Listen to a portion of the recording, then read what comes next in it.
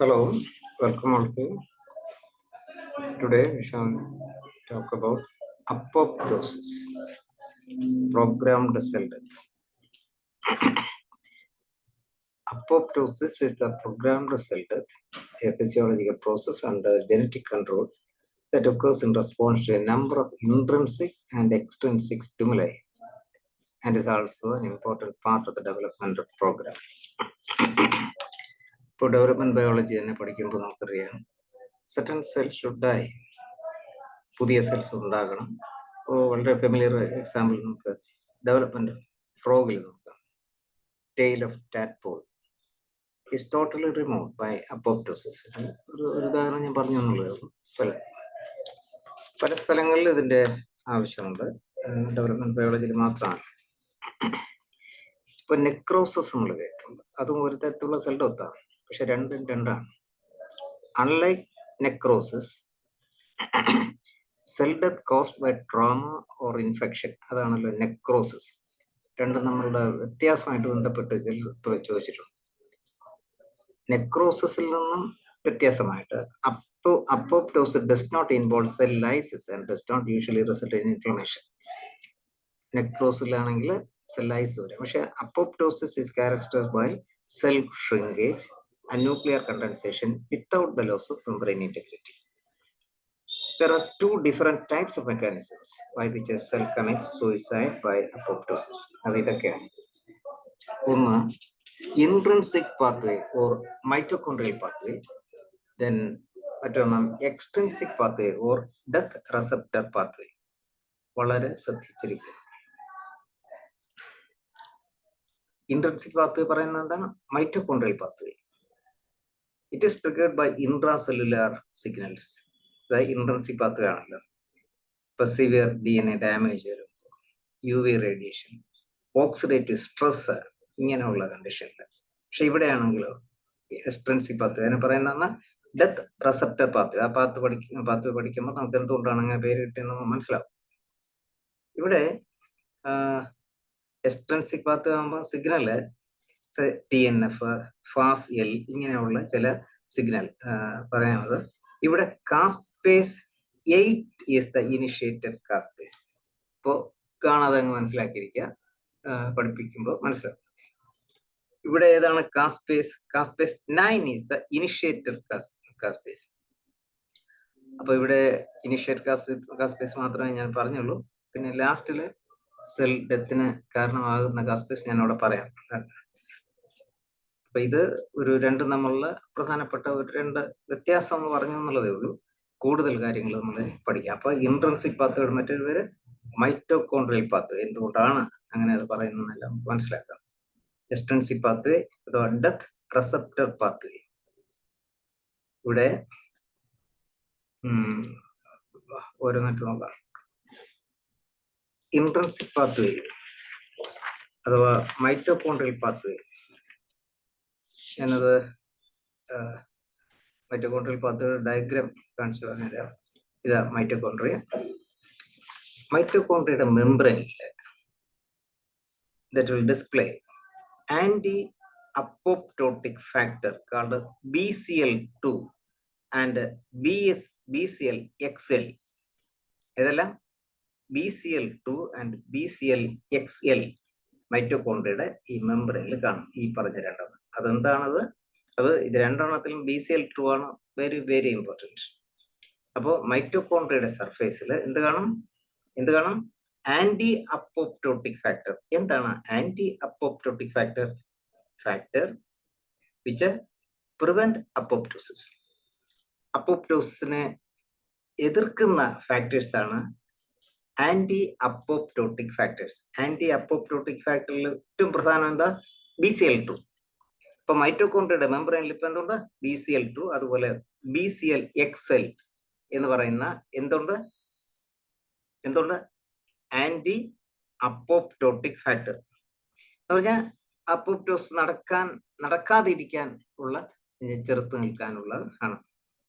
അപ്പോ ഒരു cell damage ഉണ്ടാകുമ്പോൾ എന്താ സംഭവിക്കുക എന്ന് പറയുമ്പോൾ ഇവിടെ ഈ BCL2നെ അതുപോലെ ആന്റി അപ്പോപ്റ്റോട്ടിക് ഫാക്ടറായ BCL2, BCLXL ഇതിനെല്ലാം അത് മാറ്റും, അതുമായിട്ട് ബൈൻഡ് ചെയ്ത് pro apoptotic factors like Bax, Bak, Bad etcetera become dominant ആകും. മനസ്സിലാക്കുക, ഒരു സെല്ലില് ഡാമേജ് എന്തെങ്കിലും, അതായത് നശിക്കണം എന്നുള്ള ആ ഒരു സ്റ്റേജ് വരുമ്പോൾ അതിന് പ്രോഗ്രാം റിസൾട്ട് എത്താണ്. അത് ഡിസൈറബിൾ അല്ലാത്ത ഒരു സെല്ലാണ് എന്നുണ്ടെങ്കിൽ എന്താണ്, അതിനെ നശിപ്പിക്കണം. നമുക്ക് ക്യാൻസർ ബയോളജി അടുത്ത ക്ലാസ്സിൽ എടുക്കുമ്പോൾ കൂടുതൽ കാര്യങ്ങൾ നമുക്ക് മനസ്സിലാവും. അപ്പോൾ ഒരു DNA ഡാമേജ് വളരെ കൂടുതലായിട്ടുള്ള ഒരു സെല്ലാണെന്ന് ഇരിക്കട്ടെ, അതിനെ ആദ്യം ഗ്യാപ്പ് ടൈം കൊടുക്കും P53 എല്ലാം, എന്നിട്ട് അതും നല്ല ഒരു സബ്സ്റ്റാൻഷ്യൽ ഡാമേജ് ഉണ്ടായിട്ടുണ്ടെങ്കിൽ ആ സെല്ല് ഷുഡ് ഡൈ, അപ്പോപ്റ്റോസ് വഴി ഡെത്തിലേക്ക് വരും. അത് അടുത്ത ക്ലാസ്സിൽ അതുകൂടെ പഠിക്കുമ്പോൾ മനസ്സിലാവും. അപ്പൊ എനിവേ, ഇപ്പൊ മൈറ്റോകോൺട്രിയെ സംരക്ഷിക്കാനുള്ള 2 ഫാക്ടർ ഇവിടെ മെമ്പറൈനിൽ കാണുന്ന ഏതൊക്കെയാണോ എന്ന് പറഞ്ഞാല്, അതായത് ആന്റി അപ്പോപ്റ്റോട്ടിക് ഫാക്ടർ ഏതൊക്കെയാണ്?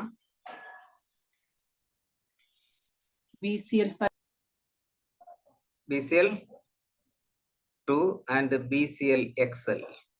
ഇപ്പോ സെല്ലിലൊരു ഡാമേജ് വന്നാൽ ഇപ്പോ അവിടെ എന്ത് ഡോമിനന്റ് ആകും? പ്രോ അപ്പോപ്റ്റോട്ടിക് ഫാക്ടേഴ്സ് ഡോമിനന്റ് ആകും. പ്രോ അപ്പോപ്റ്റോട്ടിക് ഫാക്ടേഴ്സ് ആണ് Bax, Bak, Bad etcetera. Okay, ഇത് pro apoptotic factors, Bax, Bak, Bad etcetera. Anti apoptotic factor BCL2, BCLXL etcetera. ഇനി എന്താ സംഭവിക്കുക? ഇത് ഡോമിനന്റ് ആയി ആര്? Pro apoptotic factor. അപ്പൊ അതാണ് ഇനി പ്രവർത്തിക്കാൻ പോകുന്നത്. So these pro apoptotic factor migrate to the surface of mitochondria and bind to BCL2, അതുപോലെ BCLXL. നമ്മൾ BCL2 ആണ് കൂടുതൽ ഫെമിലിയർ ആയിട്ടുള്ളത്. അപ്പൊ BCL2 ആയിട്ട് അത് വന്ന് ബൈൻഡ് ചെയ്യും. അപ്പൊ എന്താ സംഭവിക്കുക? ആ പ്രൊട്ടക്റ്റീവ് ഇഫക്റ്റ് അത് മാറും. Blocking it's a protective effect, അതായത് മൈറ്റോകോൺട്രിയയുടെ പ്രൊട്ടക്ഷൻ അല്ലേ നൽകുന്നത്. അപ്പൊ അതിന്റെ as a result holes are form. ഇവിടെ മൈറ്റോകോൺട്രിയയിലൂടെ ചില ഹോൾസ് ഉണ്ട്, കണ്ടോ? ഹോൾസ് കാണാമല്ലോ, can you see it? Holes കാണാമല്ലോ. അപ്പൊ ഈ ഹോൾസ് വഴി എന്താ സംഭവിക്കുക? മൈറ്റോകോൺട്രിയയിലെ പ്രത്യേക ഒരു എൻസൈം, അതായത് പ്രത്യേക ഒരു പിന്നെ സൈറ്റോക്രോം, എന്താ cytochrome C, this will leak out. ഇത്രയും ക്ലിയർ ആണല്ലോ. അപ്പൊ മൈറ്റോക്രോം C ഇവിടെ ലീക്ക് ഔട്ട് ആൻ കാരണം എന്താണ്? ഒന്നുകൂടെ ഒന്ന് മനസ്സിലാക്കി. ആദ്യം മൈറ്റോകോൺട്രിയെ പ്രൊട്ടക്ട് ചെയ്തിട്ട് എന്തെല്ലാം കാണാം? ആന്റി അപ്പോപ്റ്റോട്ടിക് ഫാക്ടേഴ്സ് കാണാം. ഒരു സെൽ ഡാമേജ് വന്നപ്പോൾ അന്നേരം pro apoptotic factors like Bak ഇതൊക്കെ ഡോമിനന്റ് ആയി. അതെന്ത് സംഭവിച്ചു? That will migrate to the mitochondrial membrane. മെംബ്രെയിനിൽ വന്നിട്ട് BCL2 ബ്ലോക്ക് ചെയ്തു. അന്നേരം ഇതിനകത്തുള്ള സൈറ്റോക്രോം C വെളിയിലോട്ട് വന്നു, കേട്ടല്ലോ. ഇനി എന്താണ് ഈ സൈറ്റോക്രോം C സംഭവിക്കുന്നത്? Cytochrome C binds to APAF1 ഉണ്ടോ? സൈറ്റോക്രോം C APAF1 ചേരും. APAF1 ആയിട്ട് അത് ഒരു മോളിക്യൂളിലല്ല, അത് APAF1 causes the oligomerisation of the APAF1. അപ്പൊ ഇതുണ്ടോ, ഇതുപോലെ എത്ര APAF1 ഉണ്ട്? 1, 2, 3, 4, 5, 6, 7, ചിലപ്പോൾ അതിൽ കൂടുക. അപ്പൊ അത് ഒളിഗോമറൈസേഷൻ ലിമിറ്റഡ് നമ്പർ ആയി, തീരെ കൂടുതലില്ല. ഇവിടെ 7 കാണിച്ചിട്ടുണ്ട്. അതും ഈ റെഡ് കളറിൽ കാണിച്ചിരിക്കുന്ന എന്താണ് ഈ റെഡ് കളറിൽ കാണിച്ചിരിക്കുന്നത്?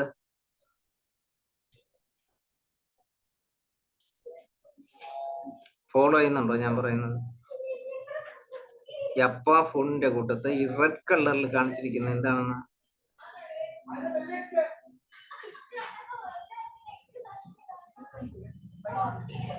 മനസ്സിലായോ?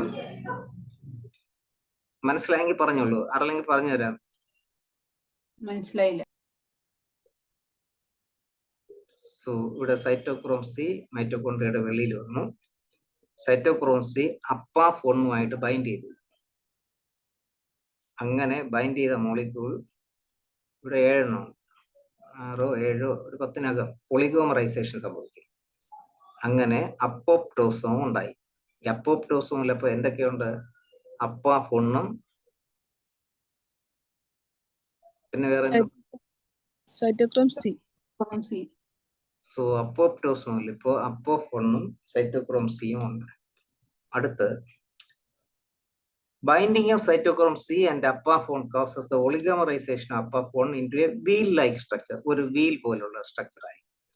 ഇത് ഒരു ഹെപ്റ്റാമർ ആണ്, ഹെപ്റ്റാമർ സ്ട്രക്ചർ ആണ്. സാധാരണ 7 എണ്ണമായിരിക്കും കാണുന്നത്. ഈ എന്താണ് ഒരു അതായത് അപ്പോപ്റ്റോട്ടിക് പ്രോട്ടീസ് ആക്ടിവേറ്റിംഗ് ഫാക്ടർ 1, അതാണ് അപ്പാഫോൺ എന്ന് പറയുന്നത്. അപ്പോൾ എന്തെല്ലാം കൂടെ ചേർന്നിട്ടായി വീൽ ലൈക്ക് സ്ട്രക്ചർ ഉണ്ടായത്? ഈ സൈറ്റോക്രോം സിയും അപ്പാഫോണും കൂടെ ചേർന്നു. അപ്പൊ നമുക്ക് എന്ത് കിട്ടി? അപ്പോപ്റ്റോസോം കിട്ടി. അവിടെ ATP വേണം ഇതിന് വേണ്ടി. അങ്ങനെ അപ്പോപ്റ്റോസോം കിട്ടി. അടുത്ത് ആ സ്റ്റെപ്പുകൾ മാത്രം ഓർത്തിരുന്നാൽ മതി. ചോദിക്കുന്ന എല്ലാ കാര്യങ്ങളും ഇതിൽ ചേർത്തിട്ടുണ്ട്. അടുത്ത് ഈ അപ്പോപ്റ്റോസോം എന്താണ് ചെയ്യുന്നത്? അപ്പാഫോണും പിന്നെ ഈ സൈറ്റോക്രോം സിയുടെ ചേർന്നാണ്. Apaf one protein in the അപ്പോപ്റ്റോസോം.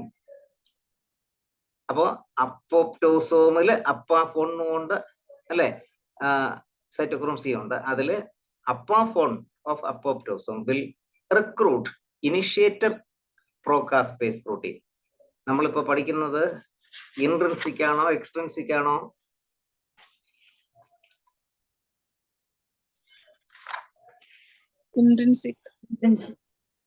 ഇൻട്രിൻസിക്കിലെ caspase, അതായത് ഇനിഷ്യേറ്റർ കാസ്പേസ് ഏതാണ്? കാസ്പേസ് 9 ആണ്. അപ്പൊ ഇവിടെ Apaf one protein in the apoptosome will recruit initiator procaspase. പ്രോകാസ്പേസിൽ എന്നാണ് ശരിക്കും ആക്റ്റീവ് ആയിട്ടുള്ള പിന്നെ caspase, known as procaspase 9. Procaspase 9 will be activated by apoptosome. അപ്പോ ഈ പ്രോകാസ്പേസ് 9 അപ്പോപ്റ്റോസോം ആക്റ്റീവ് ആക്കും.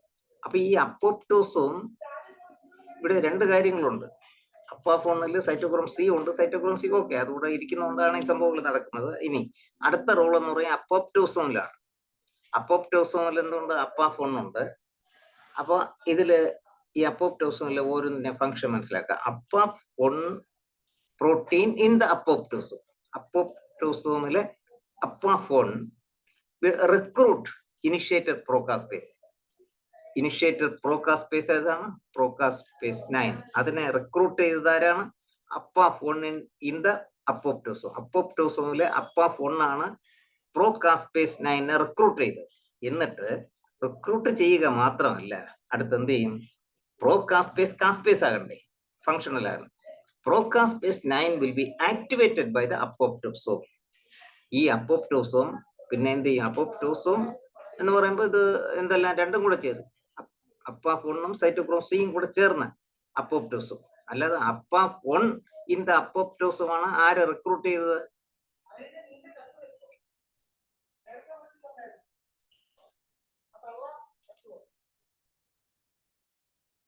മനസ്സിലായില്ലേ? ഈ അപ്പോപ്റ്റോസോമിലെ ആരാണ് പ്രോകാസ്പേസ് 9 റിക്രൂട്ട് ചെയ്തത്? കേട്ടുണ്ടല്ലേ ഇരിക്കുന്നത്? ഒന്നുകൂടെ പറയണോ? പറയേണ്ട ആവശ്യമുണ്ടോ? ഒന്നുകൂടി പറയൂ.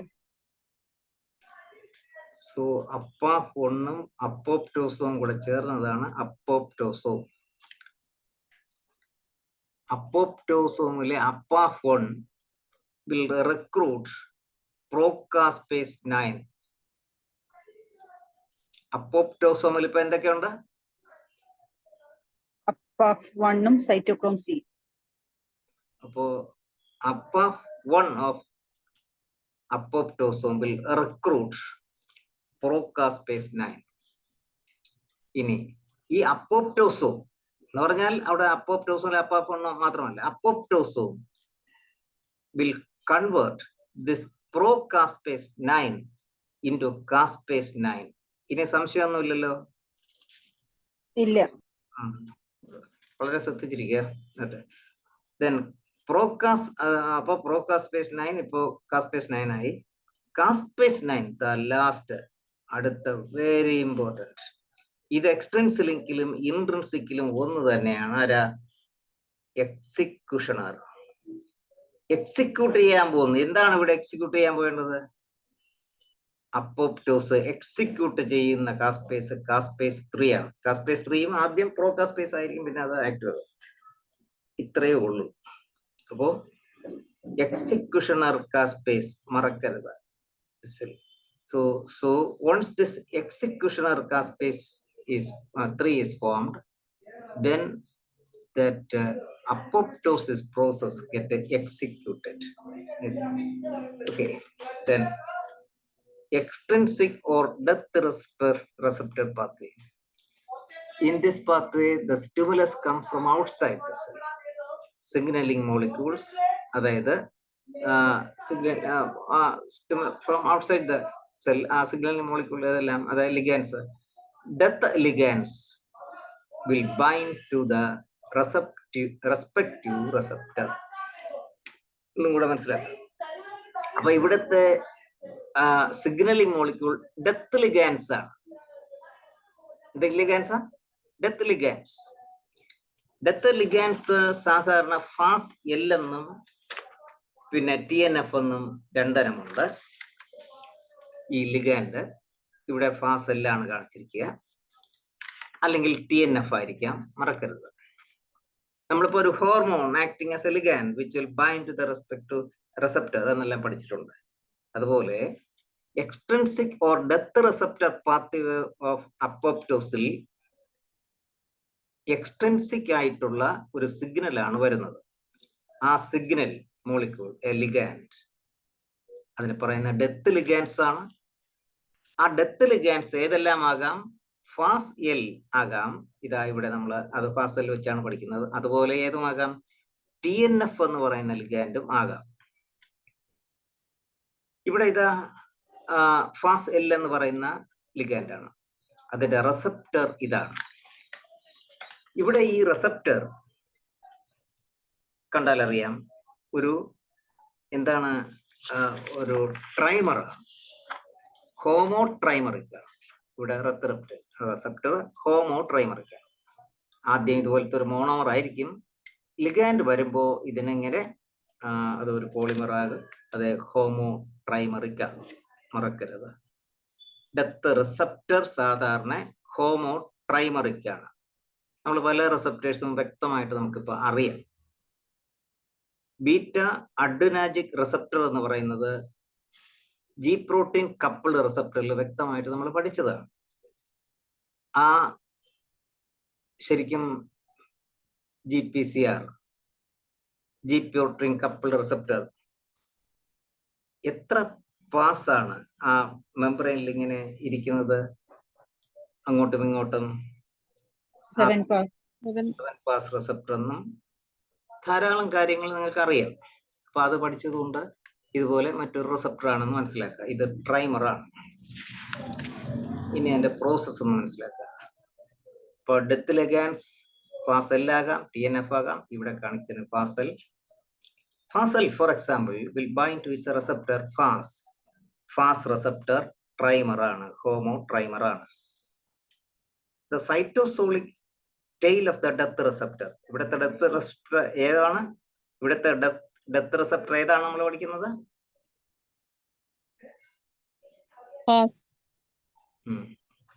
അപ്പോ ഈ ഫാസ് റിസെപ്റ്ററിന്റെ സൈറ്റോസോളിക് ആയിട്ടുള്ള, ഇത് സെൽ മെംബ്രെയിൻ ആണ്, ഇത് സൈറ്റോസോൾ ആണ്.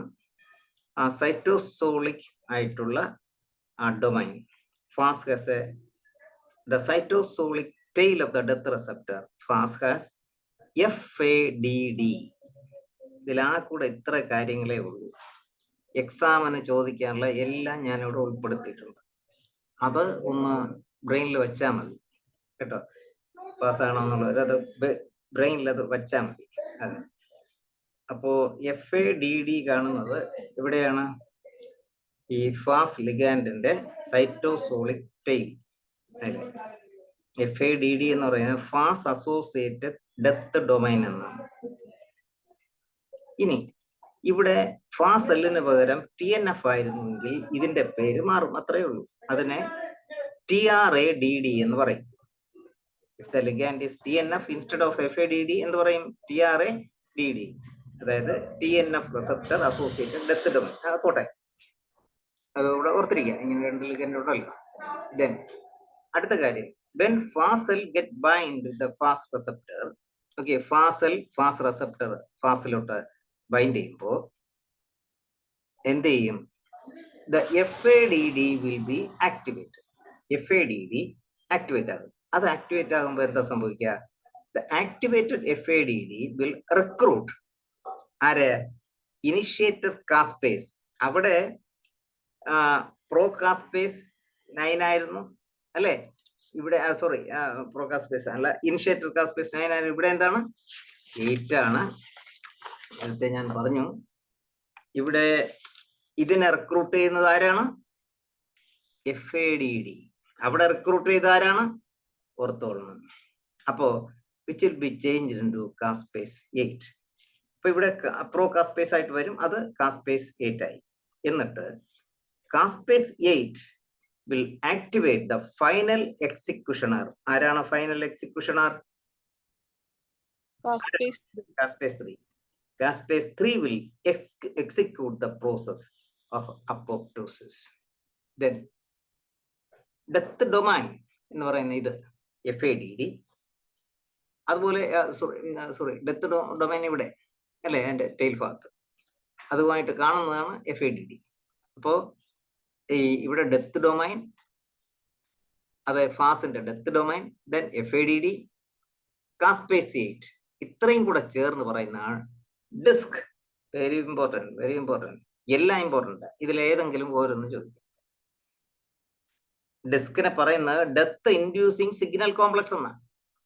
കാരണം ഈ ഡെത്ത് ഇൻഡ്യൂസിങ് സിഗ്നൽ കോംപ്ലക്സ് ആണ് ഈ എക്സിക്യൂഷണറെ എക്സിക്യൂട്ട് ചെയ്യുന്ന ആളെ ശരിയാക്കുന്നത്. അവസാനം കാസ്പേസ് 8 അല്ലെ? Caspase 8 will activate the final execution. Caspase 8 is the final part of what? Disk. അപ്പൊ ഡിസ്ക് എന്ന് പറഞ്ഞാൽ ഏതെല്ലാം ചേർന്നതാണ്? പറഞ്ഞോളൂ. Caspase 8, death domain. And FADD. Then ഇത് ചില ക്വസ്റ്റ്യൻസ് ചെയ്യുക. The triggering of intrinsic pathway of apoptosis involves a balance between pro-apoptotic and anti-apoptotic proteins. Which of the following is anti-apoptotic?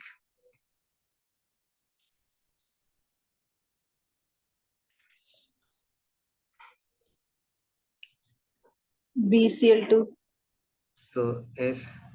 Then which of the following proteins in a death receptor which triggers the extrinsic pathway of apoptosis? Which triggers the extrinsic pathway of apoptosis? Which are the following proteins in a death receptor?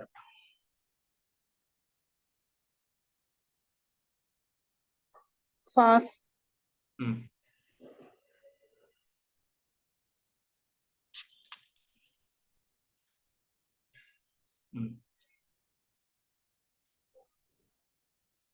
Then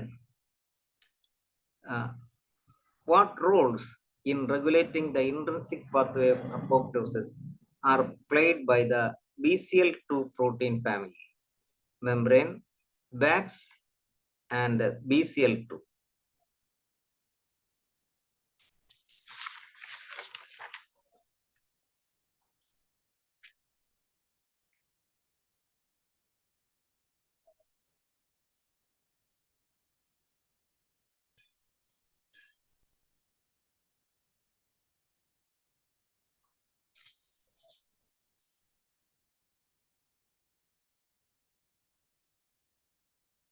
C. നോക്കി, ബാക്സും BCL2 അപ്പോപ്റ്റോസിനെ inhibit ചെയ്യുന്നതാണ്. Backs, bad ഇതൊക്കെ anti അപ്പോപ്റ്റോസ് ആണ്.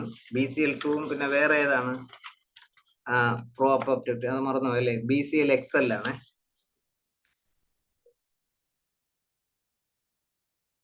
അതാണ് തെറ്റിദ്ധരിച്ചല്ലേ അത് പറഞ്ഞത്?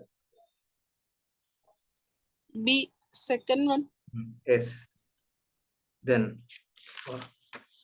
apoptosis refers to programmed cell death that is triggered by specialized intracellular processes called caspases. The intrinsic pathway of apoptosis. തെറ്റാതെ മനസ്സിലാക്കി പിടിക്കുക. ഇതിപ്പോ ചോദിച്ചാണ് 2023 ഡിസംബർ ഫസ്റ്റ് ഷിഫ്റ്റ്. ആരെങ്കിലും ശരിയാക്കിയത്? ശരിയാക്കിയിരിക്കില്ല അല്ലേ? ഇത് അറ്റൻഡ് ചെയ്തവരെ?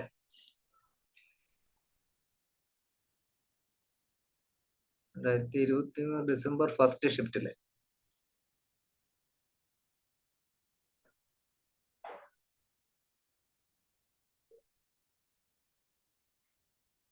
ഇൻട്രൻസിക് പാത്വേ ആണ്.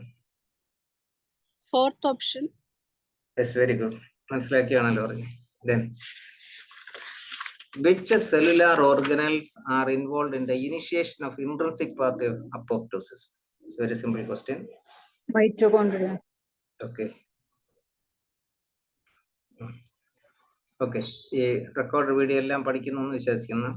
ഇപ്പോൾ ഇനി അടുത്ത ക്യാൻസർ ബയോളജിക്കുള്ള ഉടനെ അതിൻ്റെ നോട്ട്സ് അയക്കും. നന്നായിട്ട് പഠിച്ചിരിക്കുക. അതിലൊന്ന് 1-2 ക്വസ്റ്റ്യൻ ഡെഫിനറ്റ് ആണ്. Okay, thank you.